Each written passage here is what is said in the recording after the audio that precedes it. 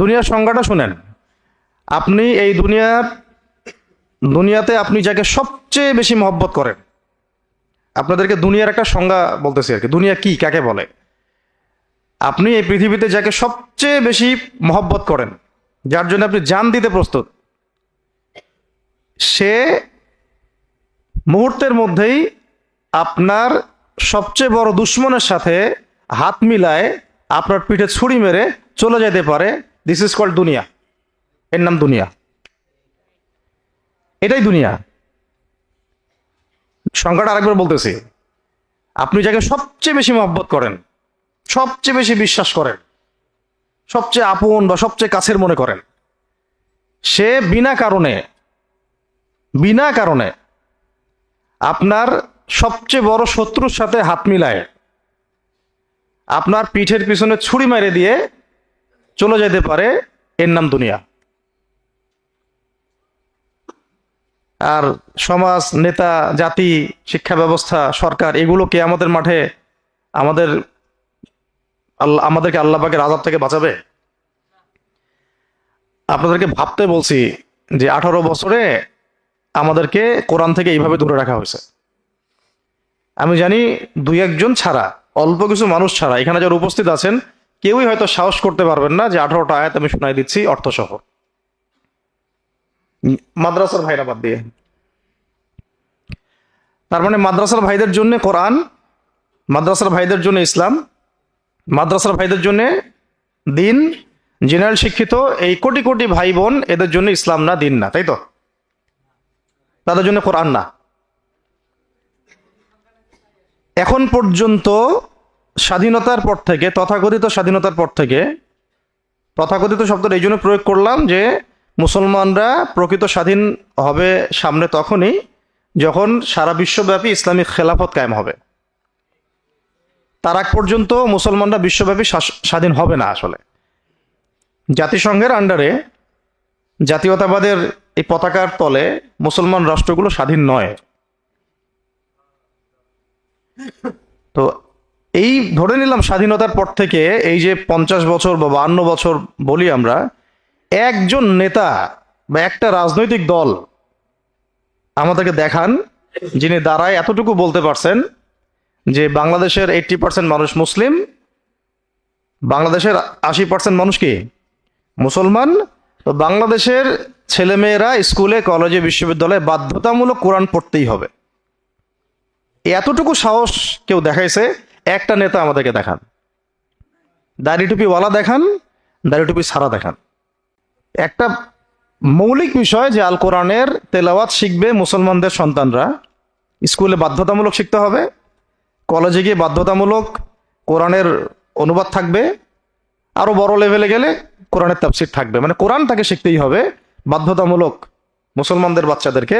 সাথে হাদিস থাকবে, কিছু হাদিসের শাস্ত্র থাকবে এবং সিরাত থাকবে, সিরাত নবী সাল্লাল্লাহু আলাইহি ওয়াসাল্লামের সিরাত, আকীদা। আর আমরা বলি ফরজে আইন, কি বলি? ফরজে আইনের বুনিয়াদি জ্ঞান। এইটুকু আমাদের বাচ্চারা স্কুলে, কলেজ, ইউনিভার্সিটিতে সব জায়গায় শিখবে। এটা বাধ্যতামূলক করতে পেরেছে একটা নেতা আজ পর্যন্ত আমরা দেখি নাই। 200, 300, 400 টাকা, 500 টাকার জন্য এখনো আমরা তাদের পিছনে ছুটতেছি। কেউ বলছে এই কথা আজ পর্যন্ত? আমি করে দেখাবো। বরং উল্টা তারা বলবে আমরা তো ইসলামী রাষ্ট্র কায়েম করতে চাই না, আমরা হচ্ছে ওয়েলফেয়ার স্টেট চাই। ওয়েলফেয়ার স্টেট বুঝেন? কল্যাণ রাষ্ট্র। আমরা তো ইসলামী শরিয়া বিধান বাস্তবায়ন করতে চাই না, আমরা চাই দুর্নীতি একটু কমাইতে। এতটুকু সাহস হয় না বলার যে হ্যাঁ আমরা মুসলমানদের জমিনে আল্লাহর দেয়া বিধানগুলো বাস্তবায়নের চেষ্টা করব। পারবো তো না জানি, চেষ্টা করব বলুক তো, অন্তত বলুক যে চেষ্টা করব, আল্লাহর দেয়া বিধানগুলো বাস্তবায়নের চেষ্টা করব। আর একটা শব্দ তো শিখেছে, মদিনা সনদ। আদৌ জানে না যে মদিনা সনদ কি। যখন দেখা যায় যে মানুষ দিনে দিনে দাওয়াতের মধ্য দিয়ে আস্তে আস্তে মানুষ ইসলামের পথে আসছে, এখন এই মানুষগুলোর তো ভোটটা পাইতে হবে। ভোটটা পাইতে হলে একটা সুন্দর শব্দ দরকার, যে ভাই ঠিক আছে আমাকে দিয়ে আমি মদিনা রাষ্ট্র কায়েম করে দিব, মদিনা রাষ্ট্রের আদলে আমি রাষ্ট্র কায়েম করব। সে নিজে জানেই না মদিনা রাষ্ট্র কি। মদিনা রাষ্ট্র মানে হচ্ছে এমন একটা রাষ্ট্র যে রাষ্ট্রে মুসলমানরাও আছে, ছিল কিছু, খ্রিস্টানও ছিল কিছু, পৌত্তলিকও ছিল কিছু কিছু, কিন্তু এই রাষ্ট্রের শাসন ক্ষমতা মুসলমানদের হাতে ছিল, মুহাম্মদ সাল্লাল্লাহু আলাইহি ওয়াসাল্লামের হাতে ছিল, সাহাবায়ে কেরাম তার অনুসারী ছিলেন। এখানে পশ্চিমা কোনো তন্ত্রমন্ত্র ছিল না, ওই জমিনটা আল্লাহর ছিল, ওখানে আল্লাহ পাকের বিধান বাস্তবায়িত হয়েছে, শরিয়া বিধান। সাথে আমাদের চুক্তি ছিল, ওরা চুক্তি ভঙ্গ করেছে, এরপর ওদের সাথে যুদ্ধ হয়েছে। মদিনা রাষ্ট্র মানে এখানে সুদভিত্তিক কোনো অর্থ ব্যবস্থা থাকতে পারবে না, মুসলমানদের ক্ষেত্রে অন্তত না। করবে ওটা ওদের বিষয়, মদিনা রাষ্ট্রকে সেটাই বোঝে না। মদিনা রাষ্ট্র কায়েম করতে চায়। মদিনা রাষ্ট্র মানে চুরি করলে চোরের হাত কেটে ফেলতে হবে। মদিনা রাষ্ট্র মানে হচ্ছে জিনা করলে প্রকাশ্যে 100 বেত্রাঘাত করতে হবে, প্রমাণ যদি হয়। প্রমাণ আবার হইতে হবে, প্রমাণ না করে যদি কেউ উল্টাপাল্টা একটা ইলজাম দিয়ে দেয় তাহলে ওদেরকে আবার 80 লাঠি মারতে হবে। মিথ্যা একটা অভিযোগ দিয়ে দিল, ওকে আবার 80 লাঠি মারতে হবে, 80 লাঠি। মদিনা রাষ্ট্র মানে হচ্ছে ব্যভিচার হইলে রজম, মদপান হইলে বেত্রাঘাত। মদিনা রাষ্ট্র মানে যে রাষ্ট্রের মধ্যে নবী সাল্লাল্লাহু আলাইহি ওয়াসাল্লামের আদর্শের বিপরীতে কেউ নতুন কোনো আদর্শের কথা বলতে পারবে না। আর নতুন করে কেউ নবুয়ত দাবি করা তো বহুত দূরের কথা। কেউ মুরতাদ হয়ে গেলে মৃত্যুদণ্ড, ধর্ষণ করলে মৃত্যুদণ্ড, ডাকাতি করলে একদিকের হাত কেটে ফেলবে, একদিকের পা কেটে ফেলবে। মদিনা রাষ্ট্র বুঝে? মদিনা রাষ্ট্র কাকে বলে? মদিনার সনদ অনুযায়ী মদিনা রাষ্ট্র করব, ইস্তেহার। এত সহজ? কেন সহজ না? কারণ এই রাষ্ট্রের জনগণের বুনিয়াদি ইসলামের যে আলো বা ইস্তেকামা, সেটা আমরা এখন পর্যন্ত হাসিল করতে পারি নাই। সবার আগে এই রাষ্ট্রের জনগণ মানে সমাজের জনগণকে অন্ততপক্ষে 5 ওয়াক্ত নামাজি বানাইতে হবে। দ্বিতীয় হচ্ছে শিক্ষা ব্যবস্থার মধ্যে কোরআন, হাদিস, আকীদা, সিরাতকে ঢুকাই দিতে হবে, দিয়ে প্রত্যেকটা ডিপার্টমেন্টে কোরআন, হাদিস, আকীদা, ফিকহ, ফরজে আইন এইসবের জ্ঞানে এই প্রজন্মকে জ্ঞানী করে তুলতে হবে, সমৃদ্ধ করতে হবে। অর্থনৈতিক বিষয়গুলোর মধ্যে থেকে সুদকে আস্তে আস্তে মাইনাস করতে থাকতে হবে।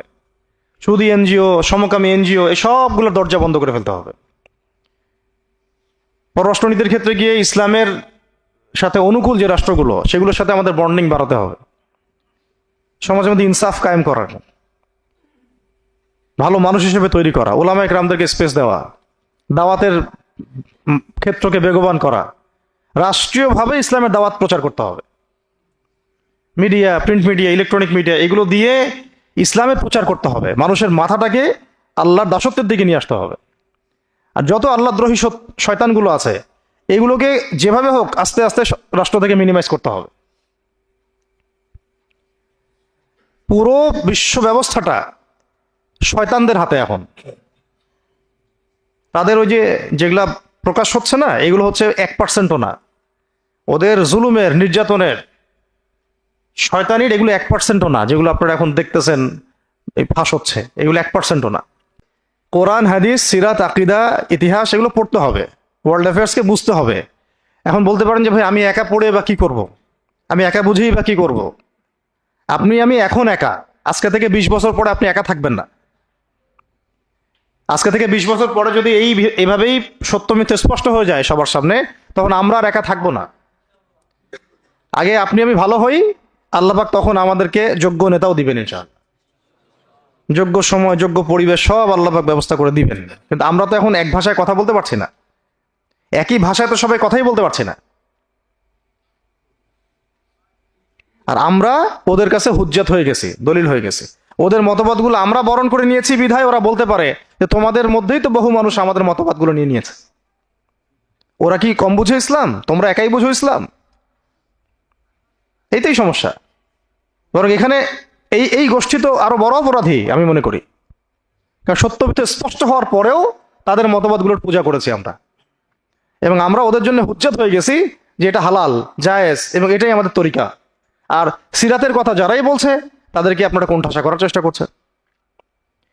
একটা বিষয় বুঝেন, আপনি রুখসাতের কথা বলছেন, মন্দের ভালোর কথা বলছেন যে আচ্ছা অন্তত পক্ষে যদি আমি একটু ক্ষমতা পেয়েও যাই তাহলে আমি এটাকে ইসলামের জন্য কাজে লাগাবো। ওকে ফাইন, কাজে লাগিয়ে আপনি কি করবেন? কাজে লাগিয়ে আমি ইসলামের দাওয়াতের কাজ করব। ভালো, তো সেই দাওয়াতের কাজ তো আমরা এখনই করতে পারি। আপনি মিম্বর থেকেই করতে পারেন। যে মিম্বরের উপরে এই যে আমি এখানে বসে কথা বলছি, আমি স্বাধীন এখন।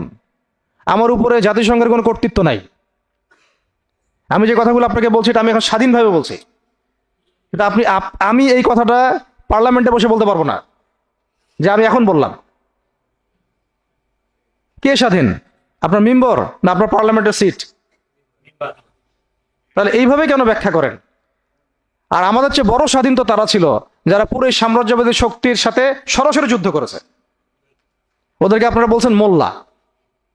মোল্লারা রাষ্ট্র কায়েম করে দেখাই দিচ্ছে কিভাবে করতে হয়।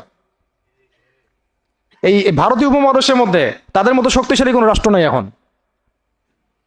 তাদের মতো ইমানওয়ালা, হিম্মতওয়ালা, গার্ডসওয়ালা, আত্মসম্মান বোধের, আল্লাহর কালিমা উঠতেছে এরকম কোন রাষ্ট্র এখন ভারতীয় উপমহাদেশেই নাই।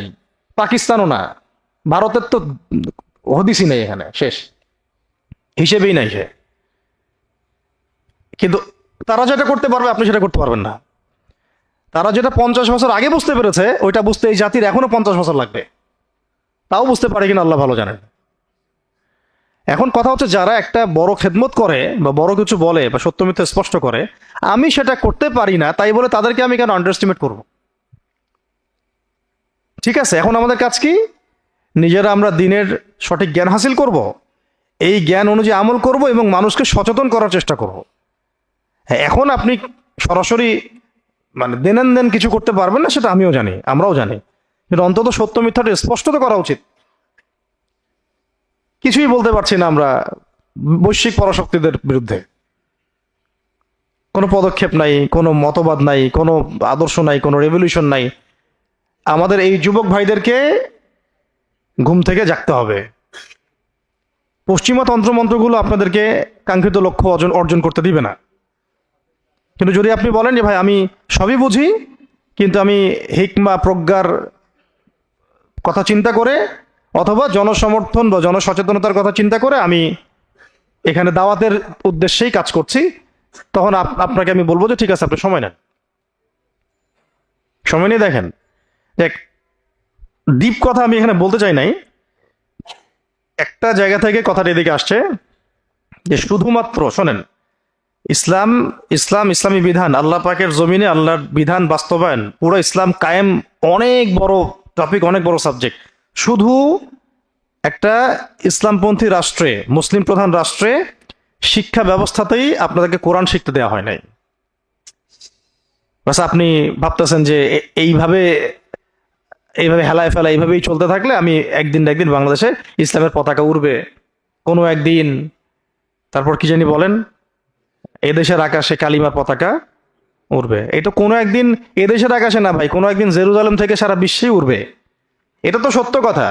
কিন্তু এই মেহনতটা যে রাস্তায় এটা উড়বে, এটা সেই রাস্তা না। তো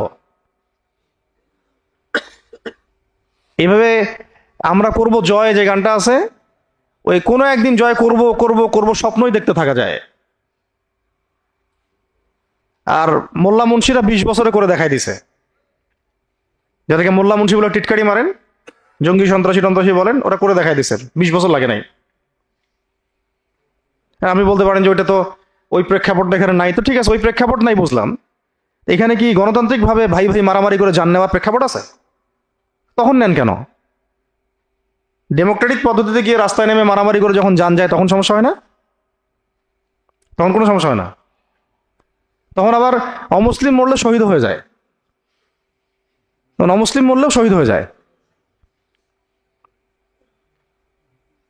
কি সার্কাস! কথা হচ্ছে যে এই সিস্টেমটাকে ভাঙতে হবে। আমার কথা কি বুঝাতে পারছি আপনাদেরকে? সিস্টেমটাকেই ভাঙতে হবে। এই সিস্টেমকে ভাঙার জন্য দরকার জনসমর্থন, জনমত।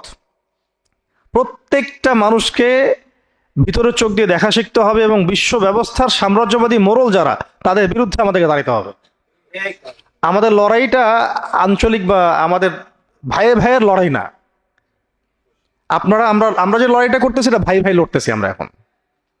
এই ভাই ভাই লড়ানোর জন্যই তো ওরা এই পদ্ধতিগুলো দিয়েছিল। অথচ আমাদের সবাইকে এক হওয়া দরকার একটা জায়গায়, যে আমরা লড়বো আঞ্চলিক শক্তি, মানে আঞ্চলিক যারা আধিপত্যবাদী তাদের বিরুদ্ধে এবং বৈশ্বিক সাম্রাজ্যবাদী শক্তির মূল শেকড়ের বিরুদ্ধে। কারণ বৈশ্বিক সাম্রাজ্যবাদী শক্তির মূল একটা যেমন শেকড় আছে, এদের আবার আঞ্চলিক বিভিন্ন পরাশক্তিও আছে। এই দুটোই হচ্ছে আমাদের লড়াইয়ের মানে কেন্দ্রবিন্দু আর কি। কিন্তু আমরা ওই জিনিসটাকে এখন পর্যন্ত বুঝতে সক্ষম হচ্ছি না। আল্লাহ পাক আমাদেরকে বোঝার তৌফিক দান করেন।